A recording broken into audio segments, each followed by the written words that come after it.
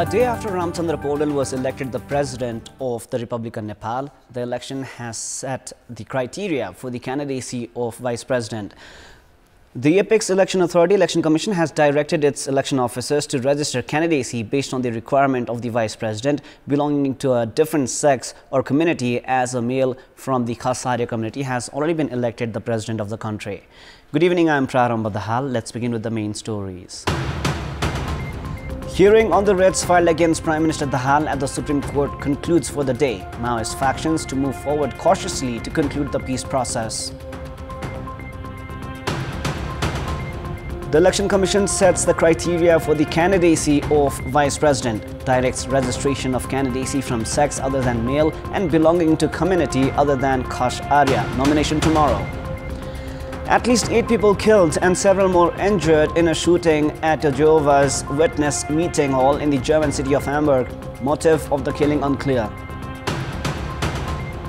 And PNG crushed the UAE by 56 runs at the ongoing ICC World Cricket League 2 Triangular Series in Nepal. PNG produced an all-round performance to tame the United Arab Emirates. Newly elected President Ramchandra Podal has said that republicanism established in the country must be protected. Now, laying flowers in the statue of Bibi Koirala in Sundarizal today, Podal said that the state could not be abused for systems time and again. He added that stability and good governance, as desired by the public, had to be prioritized. Podal also reached Pashupatinath Temple today and is set to shoulder the responsibility of the President from the 13th of March as the term of Bidya Devi Vandari expires on March 12. President Ramchandra Podal has met with Speaker of the House of Representatives Devraj Khimire today. Speaker Khimire has met with President-elect Podal before leaving to attend the meeting of the Inter-Parliamentary Union from March 11 to 16 in Bahrain. Speaker Khimire is leading a 9-member delegate to Bahrain today. At the meeting held in the residence of Podal in Bohratar, Speaker Khimire informed the President-elect about his inability to attend the oath-taking ceremony slated for Monday. The Election Commission has set the criteria for the candidacy of Vice President.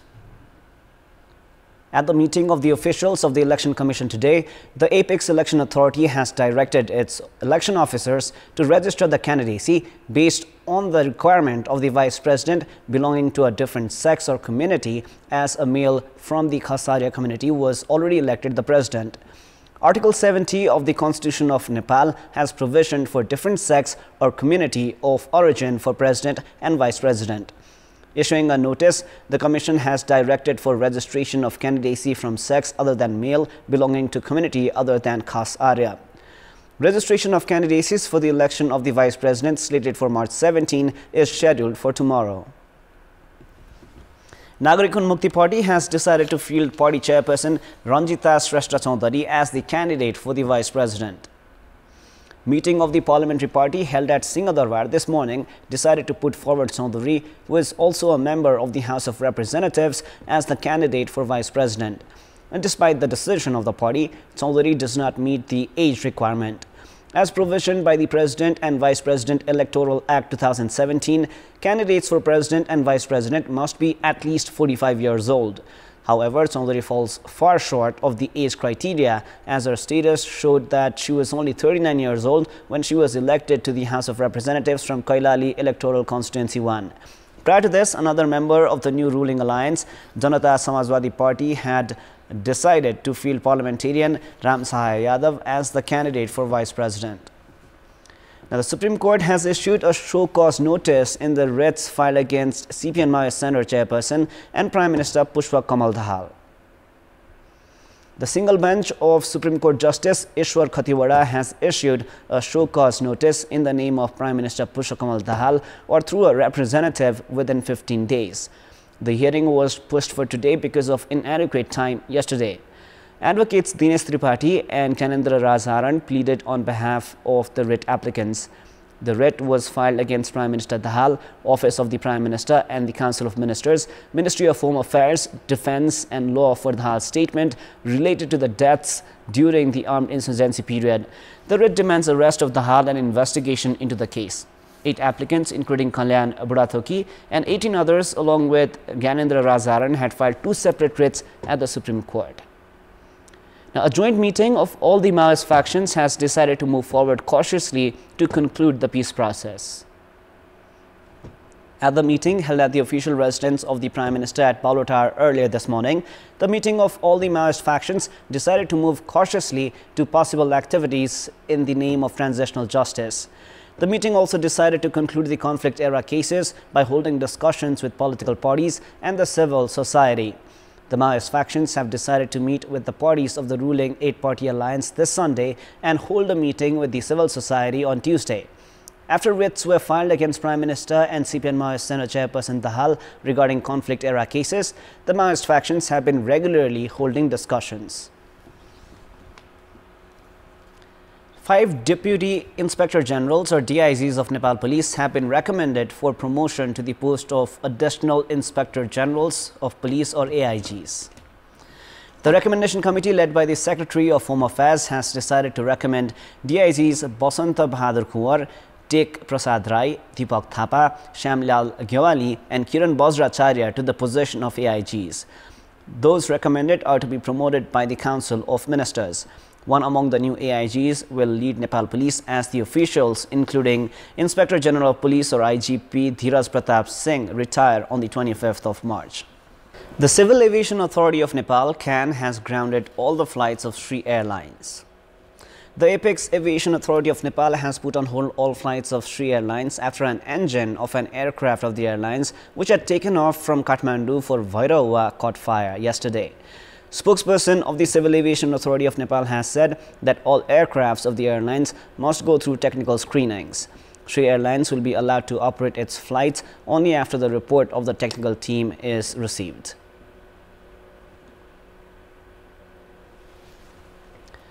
Construction works of Itari Hospital have remained stranded as the contract company has quit the job midway. Giri JV Construction Company was assigned the construction responsibility of the project at 126,047,271 rupees. However, the entity has quit the project midway, citing delay in release of funds. Based on the agreement, the construction should have been concluded 3 months ago. Now, with the construction work stranded for the past 6 months, services are being provided from a small building with inadequate space. It is now time for our segment Public Polls, where you text us with your opinion. Public Poll. The question is, what should be done to facilitate treatment for kidney patients? Your options are A. Expand services in all provinces, B. Boost infrastructure and human resource, and C. Manage regular checkup. The voting is on. Type NEWS, select your option A, B or C and send it to 34001 to share your opinion with us. Time now for the international news. At least 8 people have been killed and several more injured in a shooting at a Jehovah's Witness meeting hall in the German city of Hamburg. They say the gunman acted alone in Thursday's attack and is also thought to be dead. His motives are unknown. Dramatic footage has now emerged that appears to show the suspect firing many rounds through a window of the hall. The suspect is a former member of the religious community, aged between 30 and 40, Der Spiegel magazine has reported. The victims are yet to be identified and work at the crime scene continues. Police say they found a dead person at the scene who they believe may have been the perpetrator. They were called at about 9:15 p.m. local time on Thursday to reports that shots had been fired in the building in Delvuz Street, Grossborstel district, police spokesperson Holger Varen has said. Now, Australia and India have agreed to strengthen a broader economic partnership and to boost their defense ties, Australian Prime Minister Anthony Albanese has said in New Delhi. Speaking after bilateral meetings, Albanese said increased cooperation between both countries was necessary amid an increasingly uncertain global security environment. The two countries have also agreed on an early conclusion of the Comprehensive Economic Cooperation Agreement, which has been stuck in negotiations for over a decade.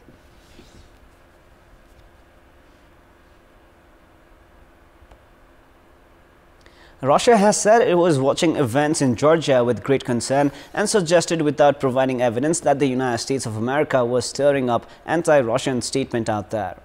The Kremlin spokesperson Dmitry Peskov was speaking after Georgia's parliament, following 3 nights of protests, dropped a draft bill similar to the foreign agents law that Russia has used to crack down on opponents for the past decade. He reiterated that Moscow had nothing to do with the situation in Georgia, but said it was significant that Georgian President Salom Zoravishvili had been in the United States this week. The choice of words echoed Peskov's phrasing from a briefing earlier this week, after China's foreign minister said an invisible hand was prolonging the conflict in Ukraine. The Kremlin spokesperson said the hand referred to was obviously that of Washington.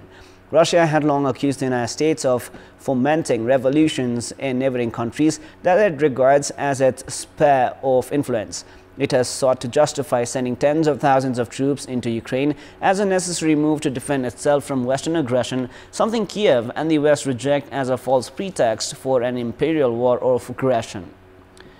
Now, China's leader Xi Jinping has secured a historic third term as president from the country's rubber stamp parliament. It follows a consolidation of power that has made 69-year-old Xi China's most dominant leader in generations. In the Chinese system of governance, the functions of the president are largely ceremonial.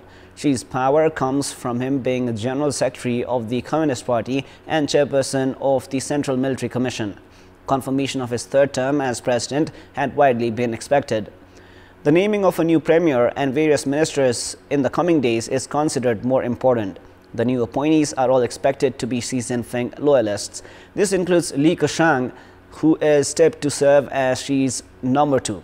Xi has solidified his rule as China reopens from his bruising zero-COVID policy that has fueled anti-government protests. The so-called 2 sessions of the National People's Congress and the Chinese People's Political Consultative Conference this week is closely watched as it provides a glimpse into China's direction in the coming years. Prior to Xi, leaders in China had been limited to 2 terms in office. When he had this restriction changed in 2018, it transformed him into a figure with a reach not seen since chairperson Mao Zedong.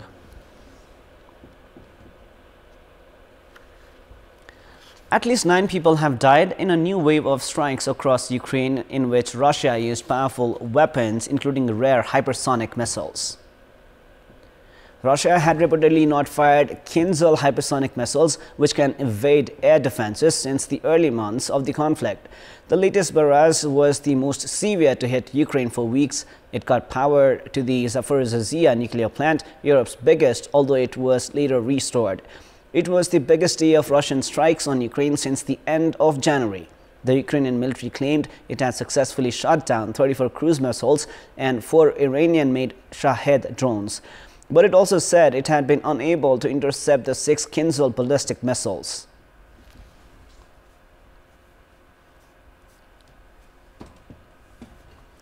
The playful moment of a giant panda cub having the time of its life in a rope swing has recently been captured on camera at the research base of the giant panda breeding in Chengdu city of southwest China's Sichuan province. In the video, the naughty giant panda cub plays leisurely on the swing with a breeder accompanying to ensure the safety. The footage was captured on the iPanda multimedia platform, which provides round-the-clock live broadcast of the daily life and activities of pandas in the nature reserves of southwest China. The Chengdu research base of giant panda breeding is a world-renowned institution for ex situ conservation of giant pandas, scientific research and breeding, public education and tourism. The base is reputed for its work in protecting and breeding giant pandas, red pandas and other endangered wild animals exclusive to China. Welcome back. It is now time for the sports news. Sports news. Papua New Guinea have secured a 56-run win over the United Arab Emirates at the ICC World Cricket League 2 series. In the match played at the Tribhuvan University Cricket Grounds in Kantipur, PNG were put to bat, where they posted 246 runs for the loss of 9 wickets in their 50 overs. Sesebao top scored for PNG with 81 runs, Hiri Hiri added 77 and Kiplin Doriga contributed 55. While Chad Soper and Norman Vanua scored 10 runs each, none of the other PNG batters scored in double digits. Ayan Afzal Khan was the pick of the UAE bowlers with 3 wickets. Junaid Siddiqui and Jahur Khan had 2 wickets each, while Rohan Mustafa and Karthik Mayappan shared a wicket apiece.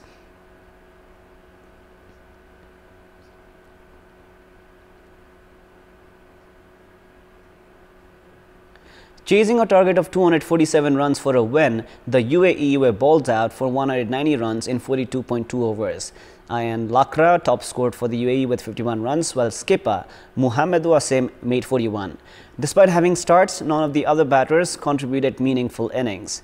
Riley Hekure picked 3 wickets for PNG, Kabua Moria and Asad Wala had 2 wickets each, while Semo Kamia and Norman Vanua shared a wicket each. The United Arab Emirates next play hosts Nepal on Sunday. Nepal are placed 5th in the standings with 34 points from 33 matches, while the UAE are a place and 3 points behind. That is all for the moment. Our next English bulletin is at 10:30 p.m. Thank you for staying with us. Goodbye for now.